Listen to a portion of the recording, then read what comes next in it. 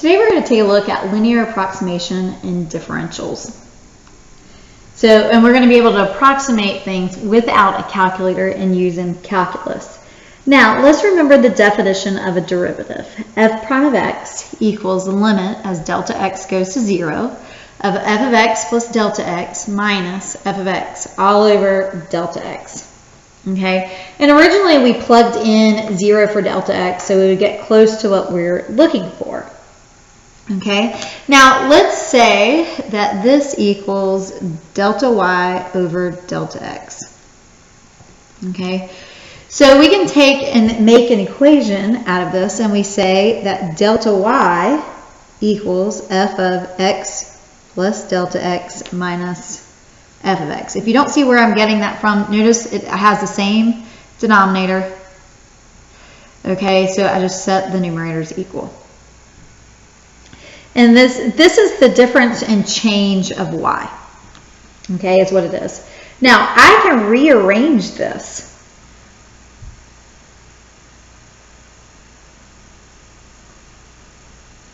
All right, I can rearrange this a little bit. And eventually, I can get it to where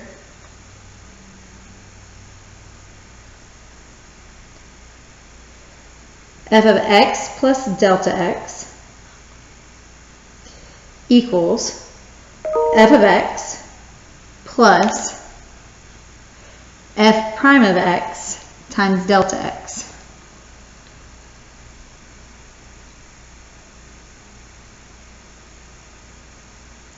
This is the formula for differentials or linear approximation. All right. So I rearranged this, and basically this delta y is f prime of x delta x. All right. So what we're going to do is we're going to use differentials to approximate the square root of 9.01. Okay, so we're going to approximate 9.01. Now, the one thing we have to remember is f of x plus delta x equals f of x plus f prime of x delta x. All right, so just kind of keep that in mind.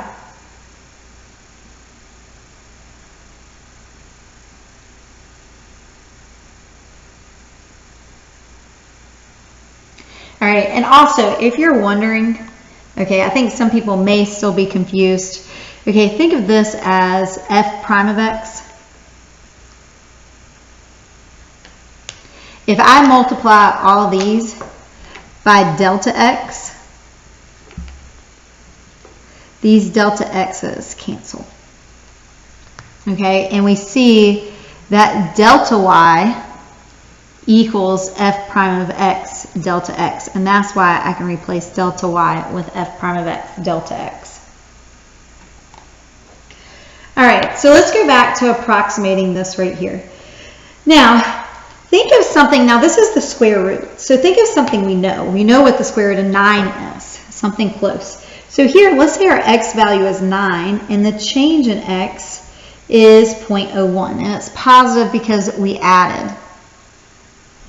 All right, so our first step is we choose a value, okay, for x, and then delta x is the remaining part. Now, had this been below, it would be negative. All right, and then our next step is let's define what f of x is. Well, this is just the square root of x. All right, now let's take the derivative. Okay, remember this is x to the 1/2, so the derivative is 1/2 x to the negative 1/2. So this is 1 over 2 square root of x.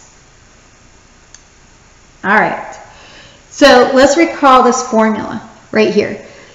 F of, and think of this, x is 9 and delta of x is 0.01. Okay, so this is f of 9.01 equals, we say f of x, okay, remember x is 9, so we say basically f of 9 plus f prime of 9, and then you times it by delta x.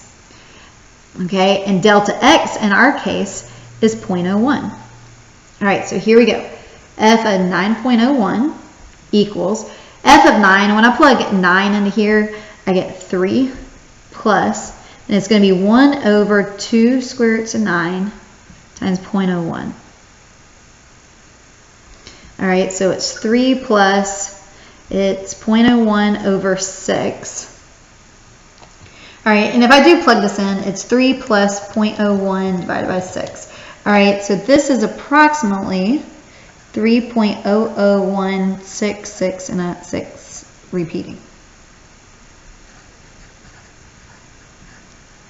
All right, now let's actually just go check it. What is the square root of 9.01? Did we basically get approximately the same thing? Yes. All right, so let's do this again. Now, this is a good process with very small values, okay, of delta x. All right, so here we go. We're going to do the same thing. Say the square root of 25.02. Okay, so I find x. Well, square root of 25 is easy. So x is going to be 25, delta x, meaning like how much more or less, 0.02. And then I come up with a function. Well, the function, this would be the square root of x again. Now I have to do the derivative. So the derivative of this is, and we just found it a second ago, so I'm just going to rewrite it.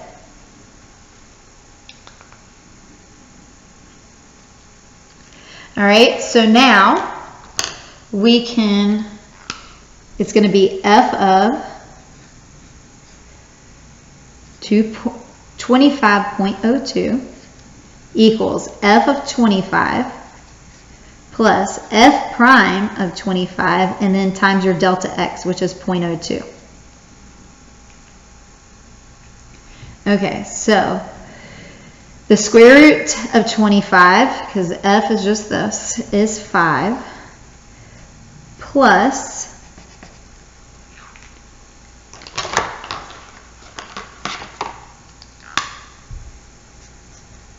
all right, it's going to be 1 over 2 square roots of 25, and then you're timesing it by 0.02. If you want to clean it up a little more before you plug it into a calculator, you can. All right, so 5 plus 0.02 divided by 10, it's approximately 5.002. Now, let's see what the square root of 25.02 is. Basically, we got really, really close. Okay, let's try this again. This time, I'm going to change it up. It's not going to have a square root. Now, every other time we just kind of truncated it and took the front number. We don't want to do that here because that means our delta x is going to be really large. All right, so here, what if we say x is 4? That means delta x would be negative 0.02. Okay, and so delta x is still small. All right, let's look at f of x. What's f of x going to be? X to the 4th. So the derivative is 4x cubed. So if I want to find f of 3.98, I do f of 4 plus f prime of 4, and then times delta x. Delta x is negative 0.02. So here we go. 4 to the 4th. All right, if we do 4 to the 4th, you get 256. All right, plus this is going to be 4 times, okay, 4 to the 3rd is 64. All right, negative 0.02. All right, so when I plug that in,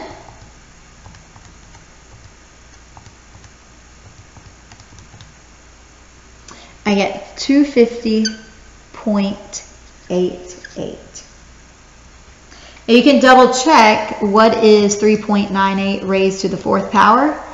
It is 250.918. So it's close. It's not as close as the other ones, but it's still rather close.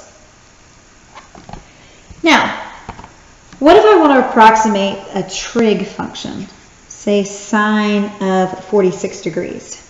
Now, one of the things I have to do is use radians. You must use radians. Okay, I can't use degrees. So if you remember, what do I need to do to change it? All right. Well, one of the things is, why don't we go ahead and look at the degree first? What's something I know easily? Well, I know 45 degrees. What's 45 degrees? Pi over 4. Okay, well that leaves me with 1 degree over. Okay, so that's going to be my x value. This is going to be the change in x. Well, how do we change from degree to radians? I take the degree and I times it by pi over 180. So this just equals pi over 180. All right, and this is going to be my delta x. Now, what's f of x? F of x is basically sine of x. So now I take the derivative, so that's going to be cosine of x. And when I find f of, we'll say, I know it's in degrees. If you want to change it, let's see, 46 times pi over 180.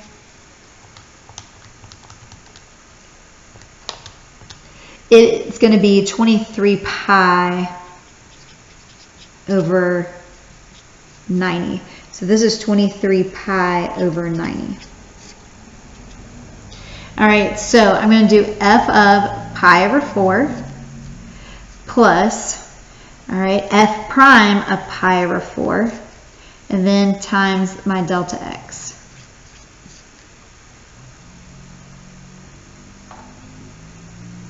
All right, so let's think about this. What's the sine of pi over 4? Square root of 2 over 2.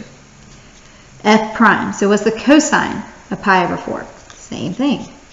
But I got to multiply it by pi over 180. If I throw this in our calculator, I end up with 0.7193, or actually 94. If you actually plug this in your calculator, you get, and now you would want to change it to radians and actually plug in sine of 23 pi over 90, and you get 0.7193, so just off by the tiniest little bit.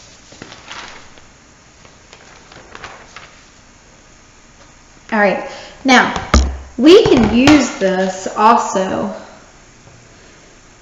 okay, to estimate the error in measurement. Okay,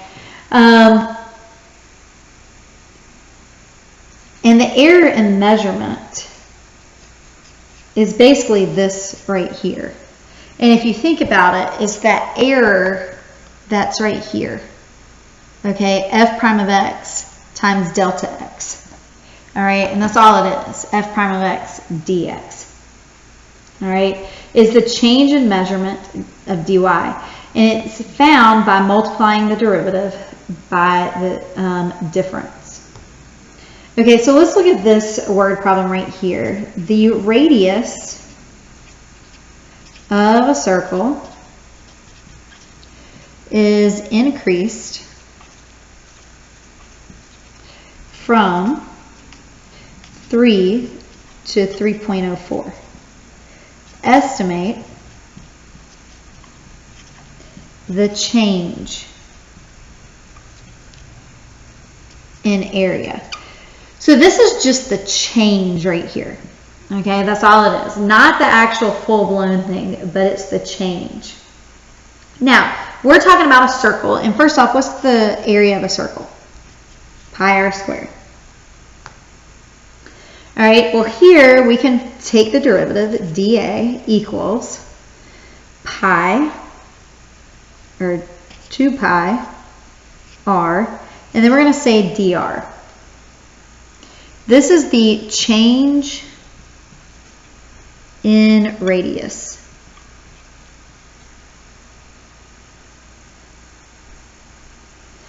And then this part is the change in area. And what we're doing is estimating the change in area. So I'm going to find dA. Well, here, 2 pi. The original radius is 3, so that's what I'm using. And what's the change? 0.04. So when I plug this in, 2 pi times 3 times 0.04, I get approximately the change in area will be 0.75, we'll just say 398, and I'm just going to keep a couple. All right, well, let's actually look at it. The original radius was 3, so therefore its area would be 9 pi. All right. Well, here, if we do the area, and I'm just going to plug in my calculator, think pi. The r went to 3.04, and I square it. Okay? And let's plug in 9 pi. All right, what's the difference between the two? So if I say this one up here, okay, minus 9 pi, what's the difference? Do you see that it's very close to this amount right here? It's not that close, but it's close enough.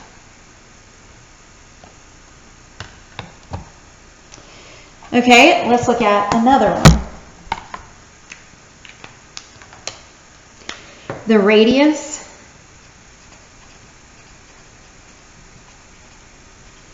of a sphere is measured to be 4 centimeters with an error of plus or minus 0.01 centimeters. Use differentials to approximate the error meaning change, in the surface area. Okay, well, what's the formula for the surface area of a sphere? Surface area is 4 pi r squared if you go look it up. Now, let's take the derivative. So the derivative of the surface area equals, all right, this is going to be 8 pi r dr. All right, so we're going to plug in 8 pi. The radius originally is 4, but the change is 0.01. And I know it says plus or minus, okay, but that's good. Don't let that confuse you. All you're going to do is you're just going to multiply the numbers. Don't put plus or minus in there. We're going to say 8 pi times 4 and times 0.01. And what that plus or minus does, it's plus or minus 1.0053. All right, and since they gave us a unit measure, I'm going to do it. And area is always squared, so it's going to be a difference plus or minus 1.053 centimeters squared.